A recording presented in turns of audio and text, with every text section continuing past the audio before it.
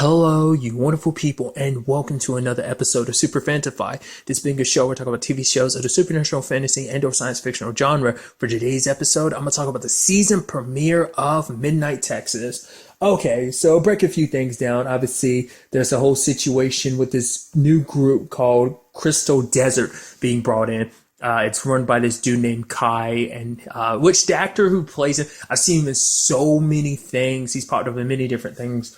And his wife, Patience, is played by the actress. Thing I always go back to is Tess from Eureka, I think was her name. But most recently, I think it was like Sarah, Micro's wife in The Punisher on Netflix. So there's that. Which is kind of interesting immediately, because obviously anyone that comes to Midnight, you kind of assume is kind of on the supernatural side, but not everyone is, but obviously except for like the main people. So it immediately seems like Kai's got something going on to the point like he can walk on water. Obviously, everyone in the group is kind of reluctant to believe so, even Olivia, because she even snuck in to kind of keep an eye on things. So while all that's happening, everyone's kind of enjoying, like, yeah, we're living off of like what happened at the end of season 1. The bad guy was defeated. Yeah, everything's good. Joe and Chewie are good. Bobo and Fiji, Lemuel and Olivia, apparently. I don't think that was brought up since they put such an emphasis on it in this episode. The whole aspect of like Olivia and Lemuel being psychically linked, and apparently that's going to be forever, which is kind of interesting, because typically when it comes to vampire stuff, it's usually until like it runs out of your system. But I think it's that situation, I mean, depending on what vampire lore you're going by, because some cases it's like it stays in your system forever type of thing, but I guess it seems like this is one of those cases.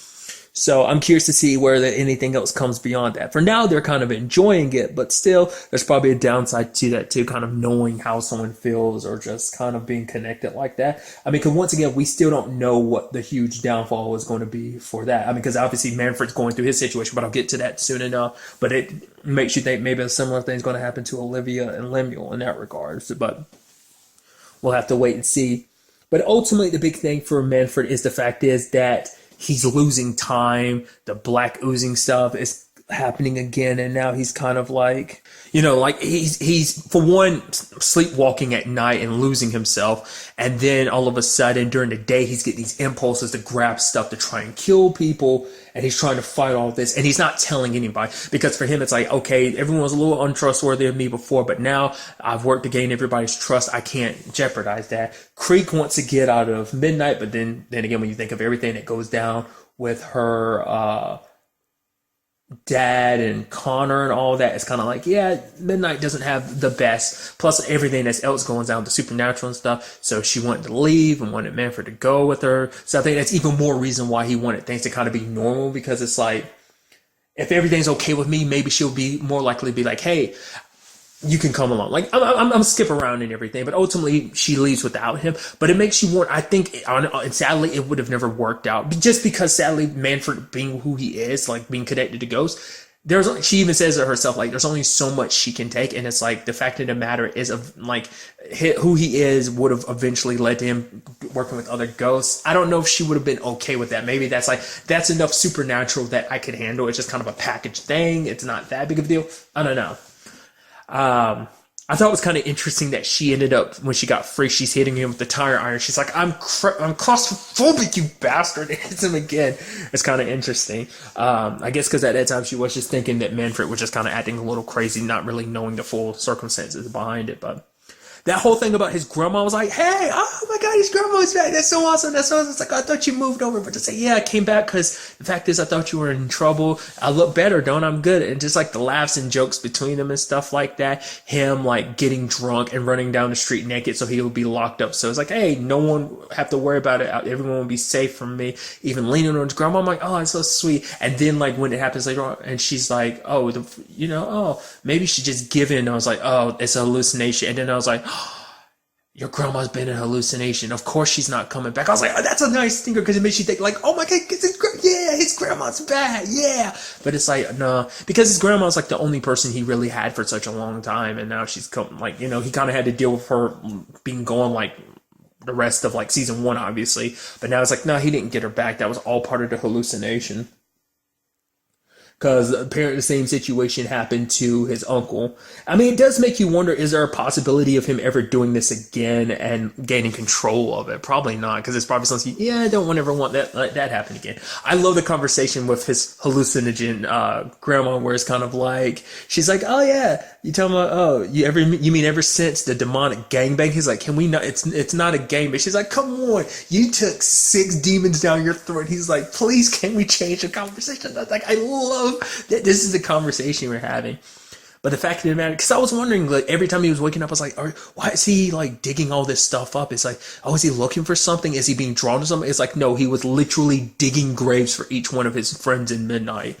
So I guess it's just like the demon inside of him wanting to just cause the most havoc. There's no rhyme and reason. Just like, oh, you're people that are important to Manfred, I'm gonna gut you like a fish type of thing. So there's that whole thing. I was actually kind of surprised he took Olivia down. We didn't get to see it, but the next thing we see is him dragging Olivia. He's also doing it with one hand, so I think on some level there was a little like enhanced strength behind that. I mean, we saw what kind of powers he got at the end of season 1 when absorbing demons. So, because it's not like he's fully possessed; it's just more like what is basically demonic residue. And I love it when he was talking to his Uncle Barney. He was like, wait, so you're talking me saying I basically got the equivalent of demonic cancer. Basically, it's going to spread across his body until it fully envelops him and he starts hallucinating. But he's been hallucinating the entire time. The moment he started seeing his grandma is when he started hallucinating. So that's incredible.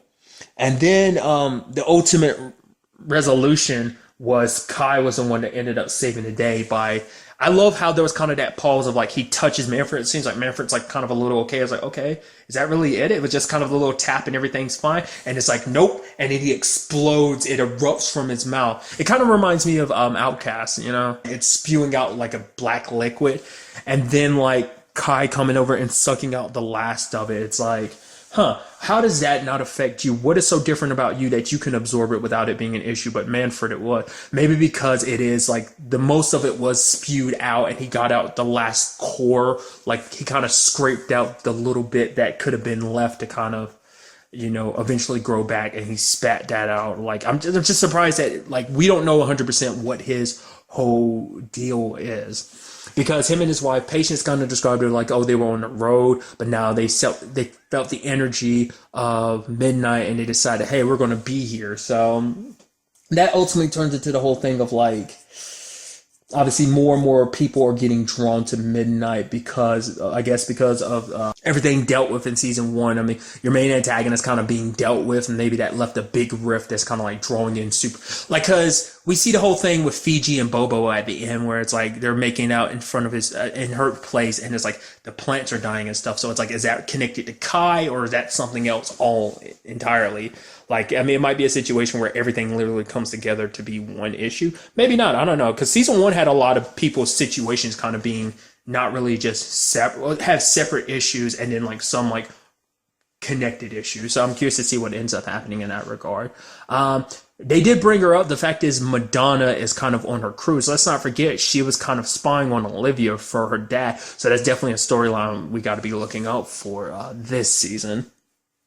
But I'm curious to see what else happens, especially on the Manfred front, because of like, well, we've seen what he can do in that regard, but I wonder, has subsequent his demonic possession, has his natural abilities when it comes to ghosts kind of changed in any shape or form?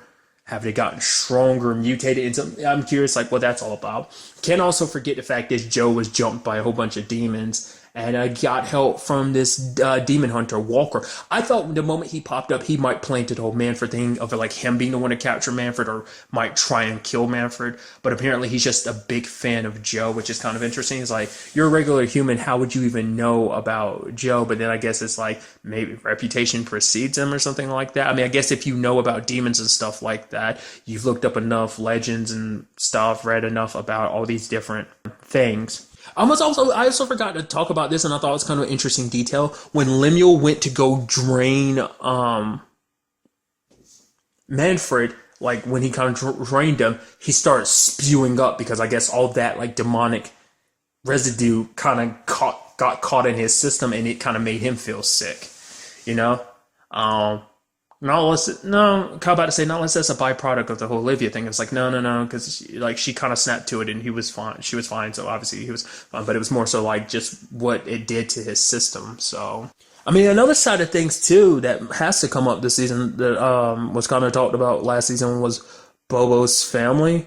Obviously, with him also turning that once Nazi get together place into, as Fiji describes it, cheers, is kind of interesting. So, but you know that things are good on that front. Like, obviously, something's going to have to come up to kind of mess that all up. Now, obviously, we see the plants falling and dying out front of their place, but obviously, it's also got to be about the fact is that, you know, his whole situation too, like, that's got to come back to haunt him in some shape or form in that regard. So, it was a kind of a part of season one, but I'm curious to see whether it will kind of be a bigger thing or not this season is all the different, you know, outside cops coming in. I mean, a lot of like the cops they had ties to in season one died, so it's kind of like not really something I feel like I don't know if they will really worry too much about outside of midnight.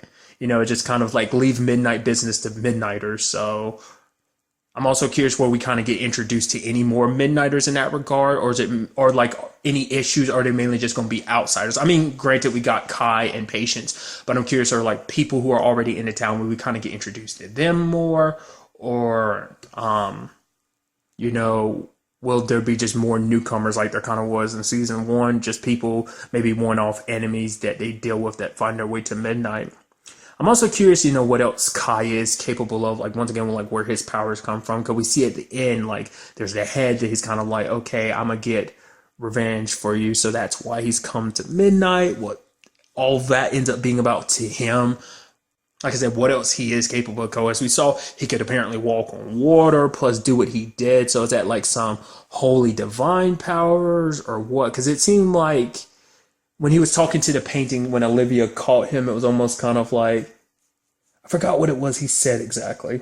I think it essentially was kind of something like, oh, I'm happy to kind of be back into town and stuff like that. Like, I'm happy to kind of make this place our home or something like that. I don't know. I'd assume that's something Patience knows about. I'm just curious, like, how much of a toll any of that takes on him, because when he was healing that dude's legs, it didn't seem like it really took too much of a toll on him, but there's something there because it seems like he kind of has kind of like when he was healing that dude's leg, it seemed like he was getting close to him. That's why I was kind of expecting him to kind of like end up like sucking something out of him like he did with Manfred. Like, so maybe there's something that was happening there, but no one else could see it. Because Manfred wasn't there at the time, and Manfred's the only one that really gets to see. Maybe with the demonic residue, it was kind of, it's more visual just because of what it is. But maybe with, you know, if Manfred was there, maybe he would have been able to see that. But at the very least, right now, it seems like Kai's trusted. But with everything, you're just kind of like, yeah, you can easily tell they're setting you up to be like either a main antagonist or at the very least a very shady person doing something in Midnight. So it's just sad when it's all said and done with Manfred and Creek. It's just kind of like, yeah, it's kind of like it is best to just kind of let her go just because it's like after everything that's happened in town and everything, the fact of the matter is there is just a limit to how much I guess she could take, and you know, so she, I mean, to be fair, she is like the only like normal human in town. I mean, arguably you could be like, well, what about Bobo? Bobo's situation is a little bit different. He's kind of like, with his family situation, he's not the most normal. Even though he's a normal guy, he's still kind of not normal. Creek, I mean, I guess you can make the argument with her family situation, she's not normal either, but she's like the most normal of normal. Like, Midnight's a lot to digest because at the very least Bobo knew about it, so he kind of embraced that side of the town and everything. Creek initially had no idea about that side of things, so curious to see ultimately where Manfred's story takes them this season. I mean, everyone's story takes them this season. I'm very excited to see what the next episode has in store for us. But really, that's all I wanted to talk about. Until the next time we meet, be happy, be safe, live life to the fullest, and enjoy it. Good day and goodbye.